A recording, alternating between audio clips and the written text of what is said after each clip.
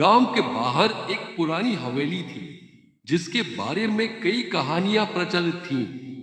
कहते हैं कि वहां एक चुड़ैल रहती थी जो रात में भटकती थी और जिसने भी उस हवेली के अंदर जाने की कोशिश की वो कभी वापस नहीं लौटा। यह कहानी सुनते ही रोंगटे खड़े हो जाते थे और लोग उस हवेली के पास जाने से भी डरते थे। गांव में रमेश नाम का एक युवक था। वह बहुत साहसी था और भूत प्रेतों पर विश्वास नहीं करता था। उसने अपने दोस्तों से सुनी हवेली की कहानियां सुनी थी, लेकिन उसने कभी भी उन पर विश्वास नहीं किया। वह सोचता था कि यह सब बस कहानियां हैं जो लोगों को डराने के लिए बनाई गई हैं। एक दिन उसके दोस्तों ने उसे चिढ़ाते हुए कहा, अगर तू इतना ही बहादुर है तो जाकर उस हवेली में रात बिताकर देखा।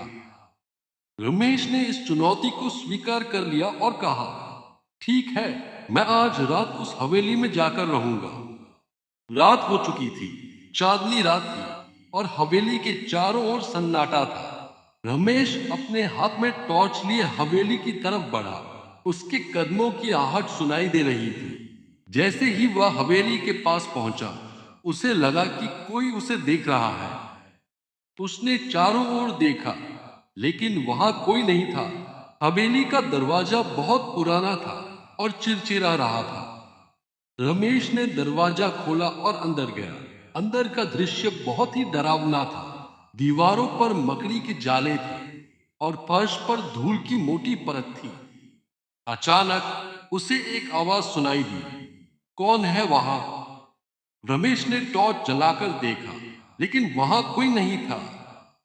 रमेश ने सोचा कि यह उसकी कल्पना हो सकती है और वह आगे बढ़ा। जैसे ही वह हवेली के अंदर गहरे गया, उसे एक साया दिखाई दिया। साया एक औरत का था जिसकी आंखें चमक रही थी। रमेश का दिल जोर जोर से धड़कने लगा। साया उसकी ओर बढ़ा और रमेश ने डर के मारे पीछे हटना शुरू किया। साया धीरे धीरे उसकी ओर बढ़ता गया और रमेश ने देखा कि वह साया हवा में उड़ रहा था। साया ने कहा, तुम्हें यहां नहीं आना चाहिए था, अब तुम्हारी मौत निश्चित है। रमेश ने डर के मारे हवेली से बाहर भागने की कोशिश की, लेकिन दरवाजा अचानक बंद हो गया। रमेश ने समझ लिया कि अब वह फंस चुका है। उसने सोचा कि अब उसे सच का सामना करना ही होगा। उसने साहस जुटाया और पूछा, तुम कौन हो और तुम क्या चाहती हो? साया ने कहा, मैं इस हवेली की चुड़ैल हूं।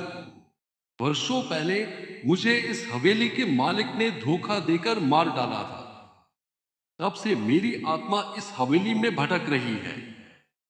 चुड़ैल ने अपनी कहानी बताई कि कैसे उसने हवेली के मालिक से प्यार किया था, लेकिन उसने धोखा देकर उसे मार डाला और अब उसकी आत्मा इस हवेली में फंसी हुई है। वह चाहती है कि कोई उसकी आत्मा को मुक्ति दिलाए।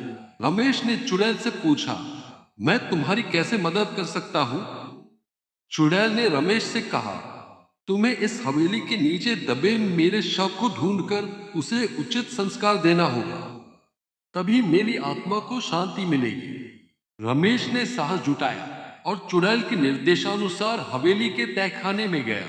वहां उसने काफी खोजबीन की और अंत में उसे चुड़ैल का शव मिल गया। रमेश ने शव को बाहर निकाला और गांव के पंडित को बुलाकर उसका अंतिम संस्कार करवाया। जैसे ही शव का अंतिम संस्कार हुआ, चुड़ैल की आत्मा ने रमेश को धन्यवाद दिया और उसकी आंखों से आंसू बहने लगे। उसने कहा, तुमने मुझे मुक्ति दिलाई है, अब मैं शांति से जा सकती हूँ। यह कहकर चुड़ैल की आत्मा गायब हो गई। रमेश ने यह कहानी गांव वालों को सुनाई और सबने उसकी बहादुरी की प्रशंसा की। उस दिन के बाद से हवेली का डर खत्म हो गया और लोगों ने वहां जाना शुरू कर दिया। रमेश की कहानी ने साबित कर दिया कि भूत प्रेतों से डरने की बजाय हमें उनकी समस्याओं को समझकर उनकी मदद करनी चाहिए। यह कहानी आपको कैसी लगी?